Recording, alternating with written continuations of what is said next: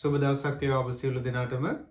ආර්ථික විද්‍යාව විෂය යටතේ අද අපි සාකච්ඡා කරන්නට බලාපොරොත්තු වෙන මාතෘකාව තමයි වෙළඳපොළ සමතුලිතයට රාජ්‍ය මැදිහත් වීම කියන කොටස.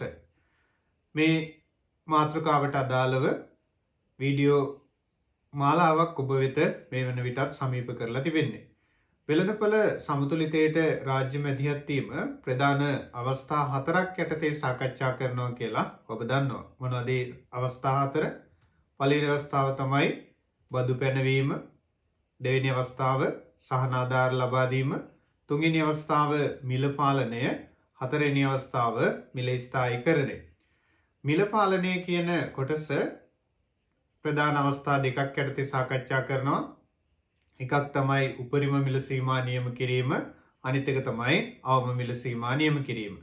අපි මේ වන විට වීඩියෝ පාඩම් මාලාව මගින් බදු පැනවීම, සහන ආධාර ලබා දීම, මිල පාලනයේ උපරිම මිල සීමා නියම කිරීම කියන කොටස් සාකච්ඡා කරලා තිබෙන්නේ. එතකොට අද අපිට කතා කරන්නට තියෙන්නේ අවම මිල සීමා නියම කිරීම සම්බන්ධයෙන්. උපරිම මිල සීමා නියම කිරීම ගැන කතා කරනකොට අපි දන්නවා උපරිම මිල නියම කරන්නේ වෙළඳපොලේ තීරණය වෙලා තියෙන ඉල්ලුම් සැපයුම් බලවේග අනුව තීරණය වෙලා තියෙන සමතුලිත මිල පාරිභෝගිකයට අසාධාරණයි කියලා රජය තීරණය කරනකොට වෙළඳපොලේ තියෙන මිලට වඩා අඩු මිලක් නියම කිරීම තමයි උපරිම මිල සීමා නියම කිරීම කියලා කියන්නේ. එහෙනම් අවම මිල සීමා නියම කිරීම කියන්නේ ඒකේ විරුද්ධ අවස්ථාව. අවම මිල සීමා නියම කිරීම සිද්ධ කරන්නේ ඉල්ලුම් සැපයුම් බලවේග අනුව තීරණය වෙලා තියෙන සමතුලිත මිල නිෂ්පාදකයාට අසාධාරණ වෙනවා කියලා රජය තීරණය කරන අවස්ථාවක ඒ සමතුලිත මිලට වඩා ඉහළ මිලක් නියම කිරීම තමයි අවම මිල සීමා නියම කිරීම කියන එකෙන් අදහස් වෙන්නේ. එතකොට අවම මිල සීමා නියම කරන්නේ විශේෂයෙන් V වගේ දේවල් වලට තමයි නියම කිරීම අපිට දකින්නට හම් වෙන්නේ. එතකොට නිෂ්පාදකයන්ට සහනයක් ලබා දීම තමයි රජයේ ප්‍රමුඛවම අපේක්ෂා කරන්නේ අවම මිල සීමා නියම කිරීම සිද්ධ කරාට පස්සේ. රූප සටහන මේ විදිහට දානවා. දැන් මේ දෙවෙනි පරිච්ඡේදයේ සහ තුන්වෙනි පරිච්ඡේදයේ කියන පරිච්ඡේද දෙකේදීම සිරසක්ෂය ඉන්න ඕනේ මොකක්ද? මිල රුපියල්, තිරසක්ෂය ඉන්න ඕනේ ප්‍රමාණය ඒකක. ඉල්ලුම් නීතිය නිසා ඉල්ලුම් වක්‍රය ඉහළ සිට පහළට බෑම් වන සරල රේඛාවක් D කියලා දානවා. සැපීම් වක්‍රය පහළ සිට ඉහළට ගමන් කරන වක්‍රයක් S කියලා දානවා. එතකොට සැපියුම් නීතිය නිසා තමයි සැපියුම් වක්‍රය පහළ සිට ඉහළට ගමන් කිරීම සිද්ධ වෙන්නේ. ඉල්ලුම් වක්‍රය සැපියුම් වක්‍රයයි හම්බෙන අවස්ථාවේදී වෙළඳපොළ සමතුලිතයේ තීරණය වෙනවා. ඒකට අදාළ මිලට කියනවා වෙළඳපොළ සමතුලිත මිල. ඒකට අදාළ ප්‍රමාණයට කියනවා වෙළඳපොළ සමතුලිත ප්‍රමාණය. උපකල්පිත අගයන් දෙකක් මෙතන දාලා තියෙනවා. සමතුලිත මිල 10ක් විදියටත් වෙළඳපොළ සමතුලිත ප්‍රමාණය 40ක් විදියට. මේ තීරණය වෙලා තියෙන මිල එහෙම නැත්නම් මේ 10 කියන මිල නිෂ්පාදකයාට මදි කියලා රජය තීරණය කරනකොට මෙන්න මේ 10 කියන මිලට උඩින් මිලක් නියම කිරීම තමයි නීත්‍ය අනුකූල මිලක් නියම කිරීම තමයි අවම මිල සීමා නියම කිරීම කියන එකෙන් අදහස් වෙන්නේ. අවම මිල විදියට මම මෙතන රුපියල් 15ක් දාලා තියෙනවා. මෙන්න මේ අවම මිලක් පැනෙවුවට පස්සේ මොනවද ඇත්තටම ඇතිවන ආර්ථික ප්‍රතිපාක? එහෙම නැත්නම් අවම මිල පනවන්නේ නිෂ්පාදකයාට වාසියක් දෙන්න බලාගෙන ඇත්තටම නිෂ්පාදකයාට වාසියක් හම්බ වෙනවද කියලා තමයි අපි මෙතනදී විශේෂයෙන් සාකච්ඡා කරන්නේ. එතකොට මෙන්න මෙතනදී ආරම්භක අවස්ථාවේදී ඉල්ලුම් වක්‍රය සැපීම් වක්‍රය දෙකම එකම තැනකදී හම්බෙලා තියෙනවා. අවම මිල රේඛාව ඇඳට පස්සේ සැපීම් වක්‍රයේ දකුණින් ස්පර්ශ වෙන්නේ. ඒ නිසා අපි ඒකට කියනවා අවම මිල යටතේ සැපියුම් ප්‍රමාණය කියලා. මෙන්න මේ අවම මිල රේඛාව සැපියුම් වක්‍රයේ ස්පර්ශ කරලා තියෙන නිසා ඒකට අපි කියනවා අවම මිල යටතේ සැපියුම් ප්‍රමාණය කියලා. එතකොට අවම මිල රේඛාව ඉල්ලුම් වක්‍රයේ ස්පර්ශ කරලා තියෙන අවස්ථාවට අපි කියනවා අවම මිල යටතේ ඉල්ලුම් ප්‍රමාණය. ආරම්භක සමතුලිතයේදී ඉල්ලුම් වක්‍රය සැපියුම් වක්‍රය දෙකම එකම තැනකදී හම්බෙලා තියෙනවා. අවම මිල රේඛාව ඇඳට පස්සේ සැපියුම් වක්‍රයේ ස්පර්ශ කරන්නේ දකුණින්, ඉල්ලුම් වක්‍රයේ ස්පර්ශ කරන්නේ වමින්. ඒ අගයන් දෙක විදියට 60 සහ 20 දාලා තියෙනවා. එහෙනම් අනිවාර්යයෙන්ම සමතුලිත මිලට වඩා ඉහළ මිලක් නියම කරපු ගමන් වෙළඳපොළ තුල අනිවාර්යයෙන්ම ඇතිවන සංකල්පයක් තමයි ඇතිවන දෙයක් තමයි අධි සැපියුමක්, අතිරික්ත සැපියුමක් ඇතිවීම කියන එක. එහෙනම් අපිට ගන්න පුළුවන් පළවෙනි ආර්ථික ප්‍රතිවිපාකය තමයි වෙළඳපොළ තුල අධිසැපියුමක් නිර්මාණය වීම. එතකොට අධිසැපියුමට අදාළ ගණනය කරන සූත්‍රයක් කලින් කියලා දීලා තියෙනවා. EQS සමානයි අධිසැපියුම සමානයි අධිසැපියුම් ප්‍රමාණය සමානයි QS වලින් තමයි QD අඩු කරන්න ඕනේ. ඒ කියන්නේ අවම මිල යටතේ සැපියුම් ප්‍රමාණය 60යි අවම මිල යටතේ ඉල්ලුම් ප්‍රමාණය 20යි. ඒ නිසා ඒකක 40ක අධිසැපියුමක් නිර්මාණය වෙලා තියෙනවා ආර්ථික ප්‍රතිවිපාකයක් විදියට. දැන් සමතුලිත මිලට වඩා ඉහළ මිලක් නිෂ්පාදකයාට ලබා දුන්නේ ඒ නිෂ්පාදකයාට වාසි ගන්න බලාගෙන. හැබැයි අන්තිමේට වෙලා තියෙන්නේ මොකක්ද? නිෂ්පාදකයාගේ නිෂ්පාදන ටික අලෙවි කරගන්න විදියක් නැති වෙලා ගිහිල්ලා තියෙනවා.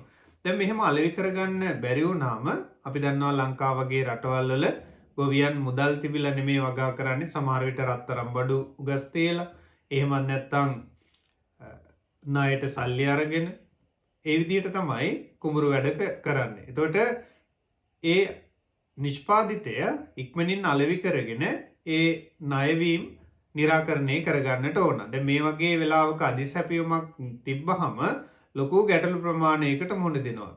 අධිසැපියුම කොහෙද තියාගන්නේ? ඊට පස්සේ ওই ණය වගේ දේවල් ආවරණය කරගන්නේ කොහොමද?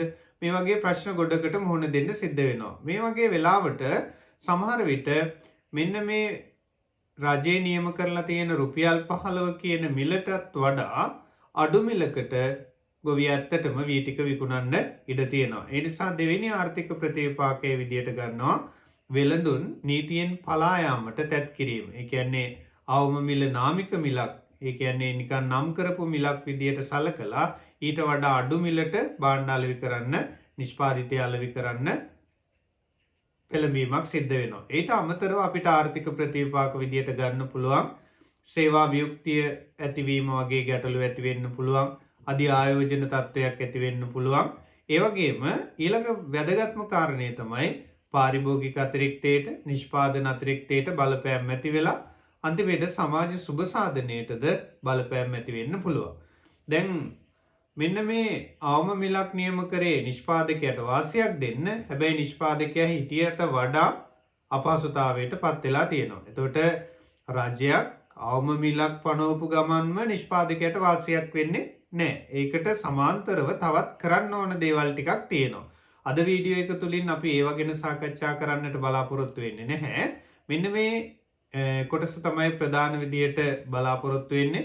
එහෙනම් අදි සැපියුමක් අවම මිල සීමා නියම කරපු ගමන් ඇතිවන ආර්ථික ප්‍රතිවිපාකවල පළවෙනි අවස්ථාව තමයි අධිසැපියුමක් නිර්මාණය වීම.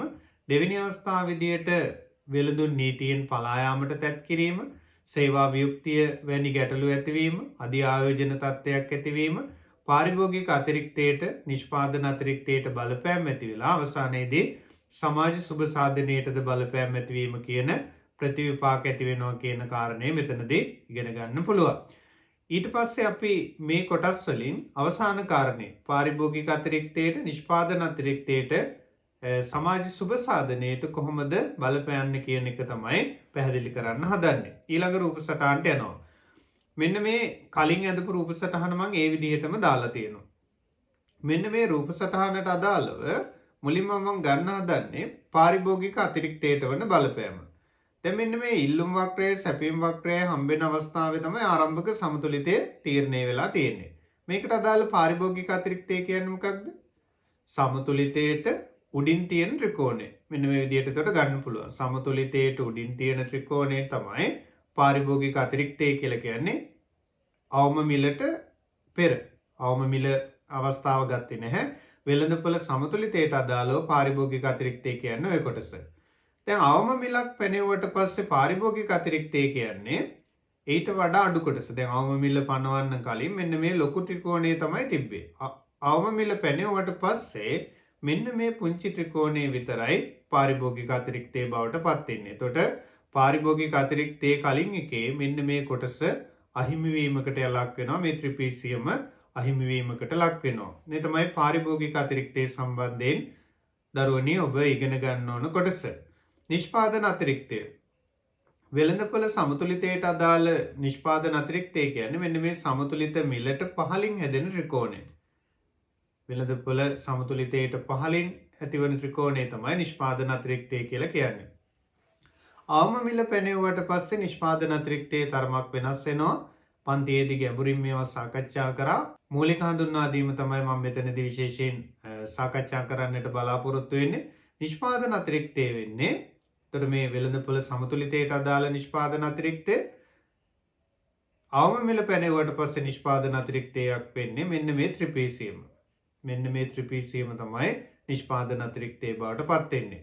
එතකොට ඊළඟ කාරණයේ විදියට අපි ගන්න හදන්නේ අහිමි වූ සුබ සාධනය DWL කියලා කියනවා අපි කෙටි කරලා සමාජ සුබ සාධන අහිවීම SWL කියලා කියනවා. DWL හැම වෙලාවෙම ත්‍රිකෝණයක්. හැබැයි SWL ත්‍රිකෝණයක් වෙන්නත් පුළුවන් නැති වෙන්නත් පුළුවන්. දැන් මෙන්න මේ අවම මිල සීමා නියම කිරීමට අදාළව DWL කියන එකයි SWL කියන එකයි සමාන වීමක් සිද්ධ වෙනවා. දැන් මතක් කරොත් මෙතනදී කලින් අවස්ථාවේදී පාරිභෝගික අතිරික්තය වුණේ මෙන්න මේ ත්‍රිකෝණය. ඊට පස්සේ පාරිභෝගික අතිරික්තය වුණේ අවම මිලට පස්සේ මේ ත්‍රිකෝණය. නිෂ්පාදන අතිරික්තයේ කලින් අවස්ථාව වුණේ මෙන්න මේ කොටස. පස්සේ නිෂ්පාදන අතිරික්තය අවම මිලට පස්සේ මෙන්න මේ ත්‍රිපීසියම් බවට පත් වුණා. එතකොට මුලින් තිබ්බු පාරිභෝගික අතිරික්තයේ සහ නිෂ්පාදන අතිරික්තයේ මේ කොටස දැන් නැහැ. අවම මිලට පස්සේ. ඒ නිසා ඒකට කියනවා අපි අහිමි වූ සුබ සාධනය නැත්නම් සමාජ සුබ සාධන අහිමි වීම කියලා මේ අවස්ථාවේදී විතරක් ප්‍රකාශ කරන්නට හැකියාව තියෙනවා. ඒ අනුව අහිමි වූ සුබ සාධනය නැත්නම් සමාජ සුබ සාධන අහිමි වීම මෙන්න මේ කොටසෙන් නිරූපණය කරන්න පුළුවන්. මේ අහිමි වූ සුබ සාධනය සහ සමාජ සුබ සාධන අහිමි වීම කියන සංකල්ප දෙක අතර පැහැදිලි වෙනස්කමක් තියෙනවා නිර්වචනය කිරීමේදී. අපි ඒවත් ඉදිරියේදී සාකච්ඡා කරන්නට බලාපොරොත්තු වෙනවා. ඊළඟ කොටස තනියම කරන්න දෙන්න පොඩි අභ්‍යාසයක් පොඩි වෙලාවක් ඇතුළත අපි මේ අභ්‍යාසය කරමු. මම සංකේත ටිකක් දානවා A B C D E F G H I J කියලා දාලා තියෙනවා. මෙන්න මේ සංකේත ටික දාලා තියෙනවා. මට මුලින් කියන්න අවම මිලට පෙර පාරිභෝගික අතිරික්තයේ තියෙන සංකේත ටිකයි අවම මිලට පසු පාරිභෝගික අතිරික්තයේ තියෙන සංකේත ටිකයි හිතින් කියන්න. පුංචි වෙලාවක් දෙනවා. අවම මිලට පෙර පාරිභෝගික අතිරික්තයේ කොයි කොටසෙන්ද නිරූපණය වෙන්නේ? අවම මිලට පස්සේ පාරිභෝගික අතිරික්තයේ කොයි කොටසෙන්ද නිරූපණය වෙන්නේ? අද ඉගෙන ගත්ත කොටසේ සාරාංශය තමයි මේ අපි කතා කරන්න යන්නේ. හරි මේ කොටසද කියලා බලන්න උත්තරේ ගත්තේ අවම මිලට පෙර පාරිභෝගික අතිරික්තය කියන්නේ මේ ඉල්ලුම් සැපයුම් වක්‍ර ස්පර්ශ වන අවස්ථාවට උඩින් තියෙන ත්‍රිකෝණය. ඒ කියන්නේ ABC කියන ත්‍රිකෝණය. හරි නේද?